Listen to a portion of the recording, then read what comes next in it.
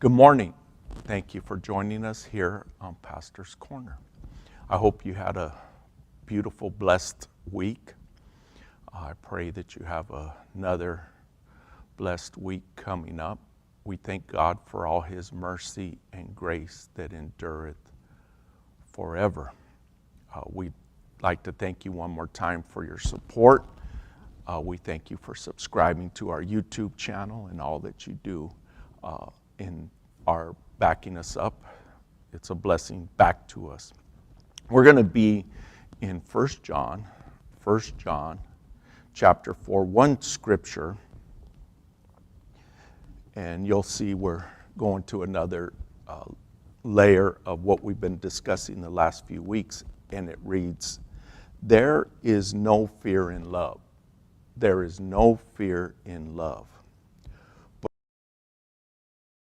love casteth out fear. Because fear, it has torment. He that feareth is not made perfect in love." Now, the previous 2 weeks, we've been discussing healthy fear and unhealthy fear. So we can easily see that love casteth out fear, and we can put it together that that's the unhealthy fear. Love casteth out unhealthy fear.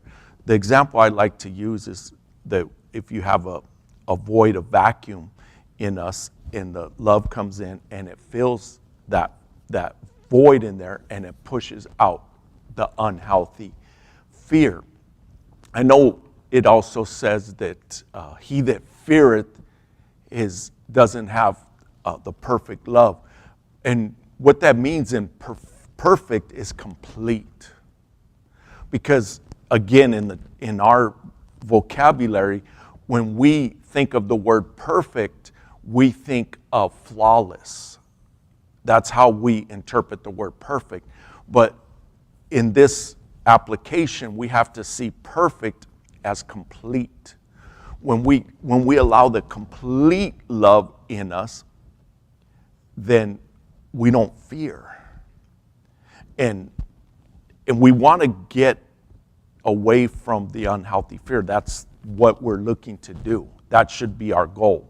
Your goal and my goal is to get unhealthy fear out of our lives. And what is that unhealthy fear?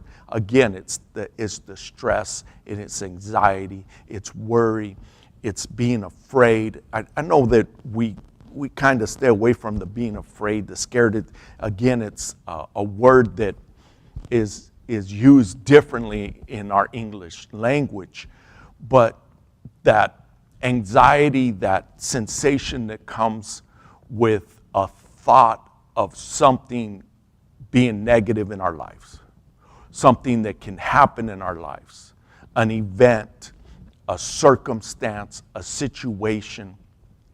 Now, these things are going to happen. I'll give you one that's, if I could say it's out of our control. If the light's green, you have a green light, you're coming through an intersection, and a car comes through on the opposite way on a red light. It's going to bring that rush into us where our heartbeat goes up. It's going to bring that sensation to us. And the way I want us to view it is it's something we get in our physical bodies. And how we deal with that. And that I'm talking at extreme level. Another one is you're going down the street in a residential neighborhood and a child runs out, but you're able to brake in time. But you're going to have this sensation, this feeling go through you. You got to say, oh, that was close. That was a close one. That is a form of fear. It is. It's a form of fear. It's out of our control. Okay, so does that mean that we are not made perfect in love? I want us to be able to separate that, though. That is something that happens in these physical bodies of ours. And to be conscious and able to decipher from that which is, I'm going to say, in the physical realm, because it is, and we're going to deal with things in the physical realm that way. But in the spiritual realm, that's where we want a complete separation, in the spiritual realm. In the spiritual realm of our lives, that we don't have the fear that comes on the spiritual side in our lives. I call it that a clean environment, that the environment's clean, it's a clean slate. Now, yes, other people can pollute, other people can muddy, other people can bring dirt into an environment, but that's where we have to decide how we're going to control our environment. My environment, your environment, or another word I use is our bubble, our space. Because you're going to be around people that they embrace fear the wrong way. They embrace wickedness. They embrace evilness. They embrace filthiness the wrong way. And I'm not one to say, okay, I'm going to go after that person. I'm going to judge that person. I'm going to check that person, whoever that is in life, going to the store, whatever that is. But I have to protect my environment in myself and keep it as clean, as pure as possible in my hands, and not allow that fear to walk in, to not allow that fear to come in and invade my space, so that I can continue on a clean environment. A clean environment. We want to have a clean environment in our hearts, in our minds, and then in our emotions. And again, things are going to come at us, and that we can set some boundaries. But I want to look closer as we look at that scripture, because this part really identifies to me the reason we don't want fear. It says, there is no fear in love. Love doesn't have any fear. But perfect love, complete love, it takes out the fear, casteth out fear. Because, why? It says, because fear has torment. It calls it torment in the King James Version. And I think that is something that we can take and understand. Fear is torment. That anxiety, that worry, that stress, that sensation is a form of torment. For myself, I don't want it. And I used to think nobody would want it. And you may think that way also, that nobody would want it. But it's not true. There's actually people that want it. They actually have a desire to have fear in their life. And the torment, how they take it, maybe it's just, it's that rush that comes in, they makes them feel alive. But that's not a good alive. That's how I interpret it. It makes them feel like there's life in me. I'm alive because I'm feeling the torment. I've never wanted that. I've never desired it. What I mean is all the way back into being a child. I've never wanted to be in a fear environment. I've never enjoyed a fear environment. I'll say it this way, I don't understand it. I don't understand how people embrace that ugliness. Another example I could give is confrontations, drama, conflicts. It feeds them. If there's no conflict, there's no confrontation, they're going to create one. They're going to make one. They're going to start one because it brings something to them, and it's that torment. They enjoy some level, some form of torment, and they enjoy tormenting other people. Again, it's not something that I have ever desired or want. and I live my life with the intentions of keeping that out of my life, keeping the unhealthy fear. And of course that takes, it takes intention. As I use the word intention, it takes purpose. That I have to do things in my life that creates an environment of peace and pushes out the fear. And of course, as we see here, love. The love casteth out fear. Another way I like to explain it to people, in one hand, you have your love and your peace and your absence of fear, your absence of anxiety. And the other hand, you have something that's coming into your life, whatever it might be. A job, a relationship, a transaction, an activity. What is over here, is it gonna disrupt this over here?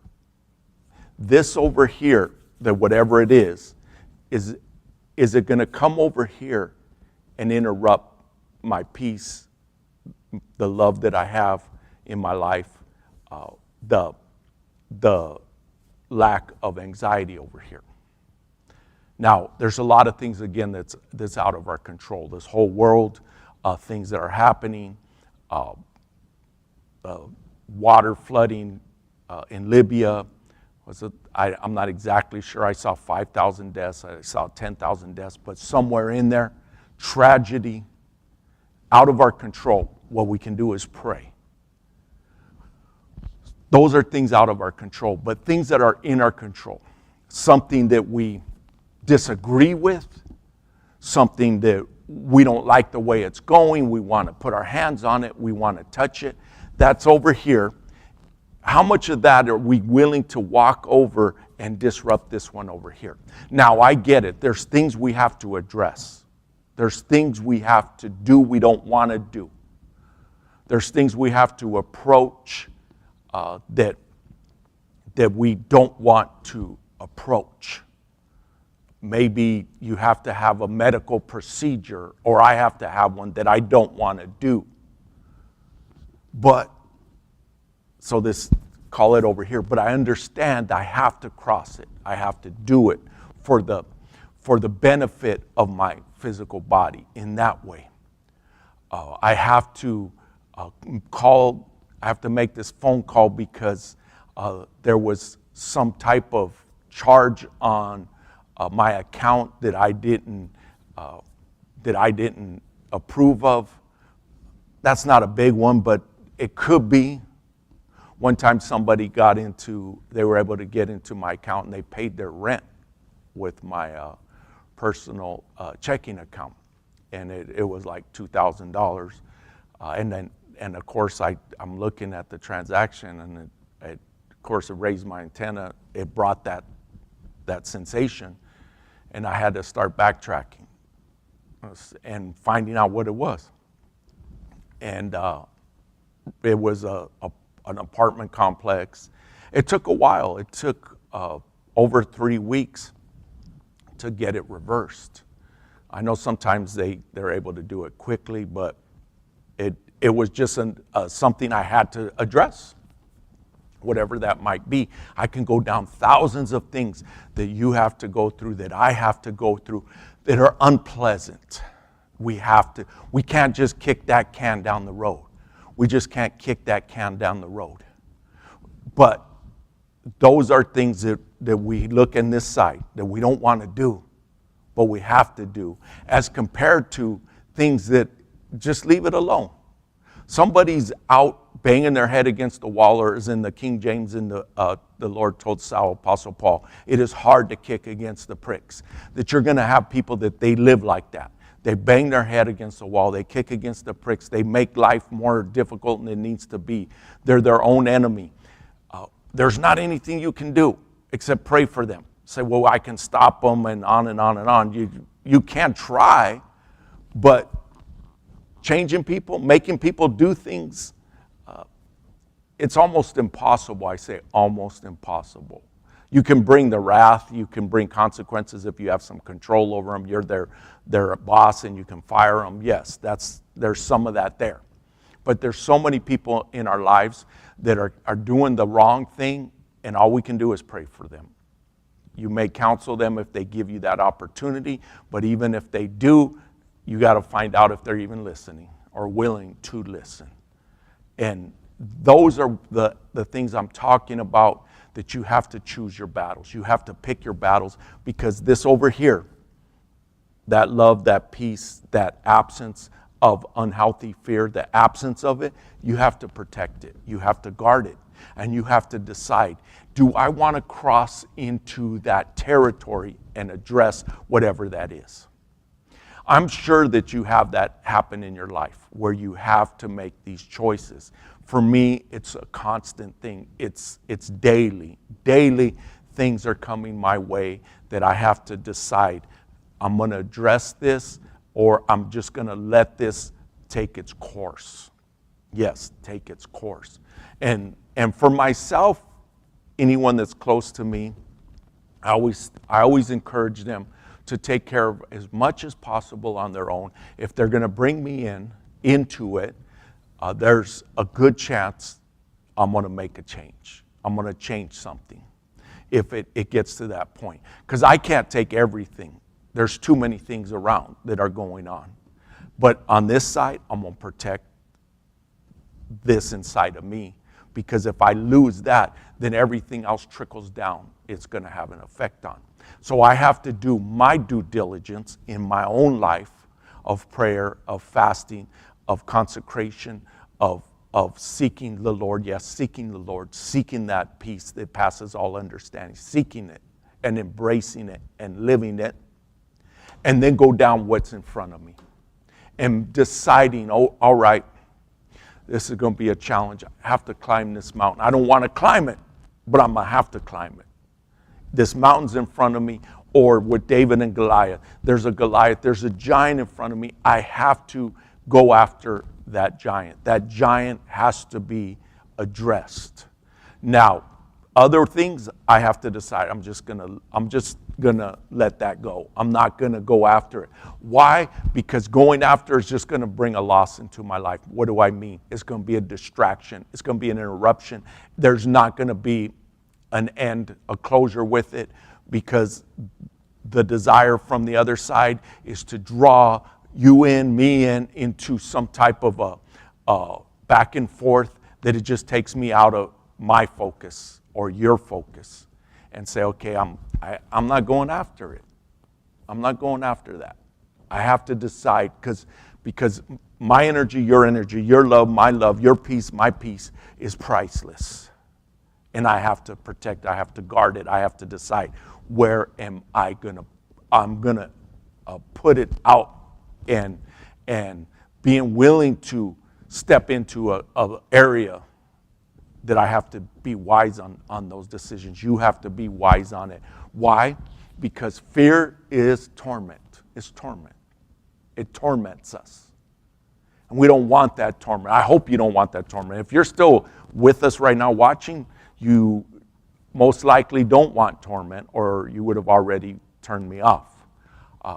And I get this. Again, I used to think everybody didn't want torment. I realized a lot of people, they enjoy torment. They enjoy drama. They enjoy confrontations. I say it this way: you go east, I'll go west. You go north, I'll go south. You go left, I'll go right. I don't want to live in that. Yes, and people say, where's the love? That is the love. That when they say, where's the love is that I love myself, I love my environment, I love peace, so I'm going to stay over here. I'm not walking into those bait, draw me into some conflict, some confrontation that's fruitless. It's not going to achieve anything except for distraction and bring torment into my life. I'm pausing, allowing you to take a picture inside yourself. You know what that's like, where you have to decide. You have to decide what battles you're going to fight. Let me give something a little bit literally closer to home. When you live next door to somebody, a neighbor, and they may do something that interrupts your environment, you have to decide, how are you going to address that? Because how long are they going to be your neighbors? For a week, 10 years, 20 years, what might it be? You have to decide. For myself, I do my best to be a good neighbor. Yes, I do my best. Our neighbor on one side of our house, they were gone. They were out of town. Their trash cans were still out, but they were gone. I went ahead and I just put them away. I happened to have the number of the owner. I just texted him. I said, hey, just letting you know, put your trash cans away. Of course, it's like, thank you. And I have to decide. And then the other day, we had a car that was kind of parked on near their house. I just said, I'm just going to move it. I'm not going to put ourselves in the place of interrupting or disrupting them. That's how I think. And I try my best to be a good neighbor. Now, our house, it's always this way. We have a lot of activity. Wherever neighborhood that we live in, our house is the house with a lot of activity. Our house is always the house where the other neighbors come to if there's a question or something happens. And we've lived in various neighborhoods, and each one, it's been that way for us. Where if something happens, it's usually our house they come to. We had a neighbor at our last neighborhood that was constantly in conflict. They were in arguments. They would come to our house and ask for intervention. They would ask for some counsel, and they were our neighbors. Now we've moved. My wife's ran into them a few times and has conversations with them. And this happened numerous times. Sometimes they come over and need some help to move something. There's other neighbors, but they would come to our house, and neighbors 3-4 houses down, same thing. It's always been that way for us. So we're a house that it brings a lot of activity. But I am conscious of respecting the other neighbors around us, that we don't disrupt them. We don't make a lot of noise. We don't think that it's all our area and that's it. And I've always been that way, because I want to be a good neighbor to my neighbors, literally and figuratively in life, who neighbors are. But sometimes people, they don't think like that. And you have to decide, how am I going to address that? I can't get into more details on it because we're running out of time. But I think you can do the illustrations on it. How neighbors end up going at each other and they live next door to each other. And again, I don't want that, because now I have a form of fear. And what is fear? Torment. I say it this way: I'd rather be friends than enemies. Why don't we be friends instead of enemies? I get it though. Some people, they don't want to be friends. They want to be enemies. And then they go by the Godfather slogan, keep your friends closer, keep your enemies even closer. I don't subscribe to that. When somebody decides they want to make me an enemy, I say, keep my friends close, keep my enemies out of my life. Somebody decides that because they enjoy torment. That's my conclusion. And you may say I'm wrong, and I'll give you that. I may be wrong with it. But why do people want to make other people their enemies? Because they enjoy that confrontation. Again, why do I want to make my neighbor my enemy when I don't have to? Let me just move my car, not put it in front of their house, not start anything that way. Let me help them with their trash cans. Yes, things can go off the rails sideways. We know that. But that I am the best I can be with people in public, in private, in all these different environments. Let me be a person that thinks things out the right way, that I protect this over here. Protect what? Our love, our peace, our lack of anxiety, our absence of it. And over here decide, okay, what am I going to choose to do? What am I going to choose to go after and approach? Because this right here, I want to guard it. Why? Fear is torment. Perfect love, it casts out that fear. I encourage you today on this Sunday, embrace that love, the love of God, God's love, complete love, that it fills us inside of our hearts, inside of our souls. This up here, our mind, our physical mind, we have to do the work on that. We have to do the due diligence. We got our control over our mind. It's say, well, that's the Lord's. No, your mind is yours. My mind is mine. I have to decide where am I going to put my thoughts, my energies, my physical mind. Now, my spiritual condition, yes, that's the Lord. Touch me, Lord. Cleanse me, Lord. Create in me a clean heart, O God. Renew a right spirit within me. Forgive me my trespasses as I forgive those who trespass against me. Restore unto me the joy of thy salvation. That I do that because his blood, his forgiveness, his love, it cleanses me. But my mind, I have to do the work here. I have to do my due diligence as well as you do. Thank you for joining us on this Sunday morning. I hope we blessed your life. If you'd like to bless us financially, you could text 77977 New Creation AZ, New Creation AZ 77977. There's some other ways probably on the screen that you could see. We will be back here in person. We will be having live worship, 1363 South Vineyard in Mesa, 85210. You are invited to join us here in person. Thank you one more time for your support, and have a beautiful and blessed Sunday.